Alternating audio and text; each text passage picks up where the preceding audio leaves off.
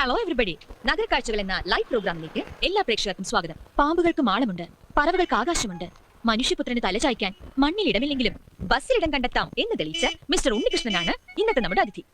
Mister Unnikrishnan, you are welcome. സ്വന്തം കിടക്ക ബസ്സിൽ വിരിക്കേണ്ടി വന്ന സാഹചര്യത്തെക്കുറിച്ച് മിസ്റ്റർ ഉണ്ണികൃഷ്ണൻ ഏറെ ടെലിവിഷൻ പ്രേക്ഷകർക്ക് വേണ്ടി ഒന്ന് വിവരിക്കാമോ? Hello check. ഹലോ ഹലോ, അതൊക്കെ കഴിഞ്ഞു. നമസ്കാരം. എൻ്റെ പേര് ഉണ്ണികൃഷ്ണൻ. ഞാനാണ് ഇതിന്റെ ഈ വണ്ടിയുടെ മുതലാളി. തൃശ്ശൂർ ജില്ലയിലെ ഇരിങ്ങാലക്കുട പഞ്ചായത്തിൽ തൃക്കോട്ടൂരാണ് എൻ്റെ സ്വദേശം. ഞാൻ അത്ര പരിചിതനല്ലെങ്കിലും ഇരിങ്ങാലക്കുട താമരാക്ഷനെ നിങ്ങൾ എല്ലാവരും അറിയും. മനസ്സിലായില്ല? ഒരു ക്ലൂ തരാം. തൃശ്ശൂർ പൂരത്തിന് എഴുന്നള്ളിപ്പിന് മുമ്പിൽ തന്നെ ഉണ്ടാവും തലയെടുപ്പോടെ. ആനയല്ല, എന്റെ അച്ഛനാ ജണ്ട വിദ്വാൻ ഇരിങ്ങാലക്കുട താമരാക്ഷൻ പിള്ള. അദ്ദേഹം 1998 ഡിസംബറിലെ മഞ്ഞുള്ള ഒരു രാത്രിയിലാണ് അത് സംഭവിച്ചത്. എന്ത് സംഭവിച്ചത്? തൃപ്രയാർ ശിവക്ഷേത്രത്തിൽ ഉത്സവം കഴിഞ്ഞ് ചെണ്ടയും തൂക്കി അച്ഛൻ നടന്നു വരികയാണ്. അച്ഛൻ പോലും പ്രതീക്ഷിക്കാതെ അപ്രതീക്ഷിതമായിട്ടാണ് ക്രിസ്റ്റഫർ ബാക്കിൽ വന്ന് ഇടിച്ചത്. ചാവക്കാട് പറവൂർ റൂട്ടിലോടുന്ന സൂപ്പർ ഫാസ്റ്റ് പാസഞ്ചർ. അമ്മ നേരത്തെ മരിച്ചുകൊണ്ട് ഞാൻ ആകെ ഒരു മകനെ ഉണ്ടായിട്ടുള്ളൂ. അച്ഛന്റെ എല്ലാ ചികിത്സാ കാര്യങ്ങളും നോക്കിയിരുന്ന ഞാനാണ്. അതുകൊണ്ട് പഠിത്തം ബ്ലോക്കായി. ഞാൻ പ്രീ ഡിഗ്രി ഫെയിൽഡാ. എഴുതിരുന്ന് ജയിച്ചനെ.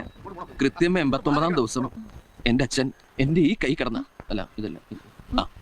അച്ഛൻ മരിച്ചു. ഇൻഷുറൻസ് ക്ലെയിമിന് വേണ്ടിയിട്ടുള്ള കേസ് നടന്നുകൊണ്ടിരിക്കുന്നു. അപ്പൊ വണ്ടിയുടെ മുതലാളിയും എന്റെ അഡ്വക്കേറ്റും തമ്മിൽ സംസാരിച്ച് ഒരു ഒത്തീർപ്പിൽ വന്നു. കേസ് പിൻവലിച്ചു കഴിഞ്ഞ ഒരു ബസ് തരാന്ന് പറഞ്ഞു. അപ്പൊ കുറച്ച് പണം കൈ കിട്ടിയിട്ടുണ്ടെങ്കിൽ ചെലവായി പോകുന്നു, വണ്ടിയാണെങ്കിൽ ഒരു അസറ്റായിട്ട് കയ്യിലിരിക്കുന്നു അഡ്വക്കേറ്റാ പറഞ്ഞു. ഞാനാണെങ്കിൽ അപ്പൊ അത് സമ്മതിക്കുകയും ചെയ്തു. പിന്നീടാണ് അതിന്റെ ഒരു ചതി എനിക്ക് മനസ്സിലായത്. കിട്ടിയ വണ്ടി നേരെ ചെവ ഓടാൻ വേണ്ടിയിട്ട് ഈ ഞാൻ നേരത്തെ പറഞ്ഞില്ലേ 4 സെന്റ് 85 ലിങ്സ് പോലെയോ ആ പണയം വെച്ച വീട് സ്ഥലവും എനിക്ക് വിൽക്കേണ്ടി വന്നു. പിന്നീട് കിടക്കാൻ ഒരു സ്ഥലമില്ലാതായപ്പോഴാണ് എന്തുകൊണ്ട് വണ്ടി തന്നെ ഒരു വീടാക്കി കൂടാ എന്നൊരു ചിന്ത ഉണ്ടായത്. അച്ഛന്റെ അകന്നൊരു ബന്ധുവാ. ആരും പണിയൊന്നും കൊടുക്കാത്തോണ്ട് എന്റെ കൂടെ കൂടിയിരിക്കാം. വല്ലതും തിന്നും കഴിച്ചു പോകട്ടെ ഞാനും വിചാരിച്ചു. അതേ വായും വെള്ളമൊക്കെ ഫ്രീ ആയിട്ട് പിന്നെ ജീവിക്കാലോ. ജോലി ഇതിനിങ്ങനെ മെച്ചെടുക്കാന്ന് പറഞ്ഞാൽ തന്നെ ഒരു വലിയ ജോലിയല്ലേ? ഞാൻ ഉദ്ദേശിച്ചത് വരുമാനത്തെ കുറിച്ചാണ്. ജീവിക്കാൻ കാശ് വേണല്ലോ. ബസ്സിൽ ഡീസൽ അടിക്കണം, അതുപോലെ പിന്നെ ഇതിനധികം ഡീസലൊന്നും അടിക്കണ്ട. പാതി മുക്കാലും മാൻ പവറിലാണ് ഓടുന്നത്. മാൻ പവറിലോ?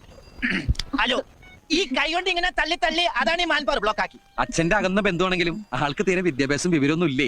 വിഡ്ഢിത്തിരെ പറയുള്ളൂ, തെണ്ടി. അത്യാവശ്യം ഓടുന്ന ബസ്സാണല്ലോ. അത്യാവശ്യത്തിന് മാത്രം ഓടാറില്ല. നന്നായിട്ട് ഓടും. നല്ല പുള്ളിങ്ങുള്ള എഞ്ചിനാ. പിന്നെ ബാക്കിലേക്ക് നീ ബസിന്റെ ബാക്കിലേക്ക് സദ്യ നടക്കണ്ട. ഞാൻ ഇയാള് പെടാണ്ട് എടുക്കാൻ പറ്റുമോ? കുറച്ച് ദാരിദ്ര്യം ഫീൽ ചെയ്യുന്നില്ലേ മിസ്റ്റർ ഉണ്ണികൃഷ്ണൻ? ഒരു ഉപജീവ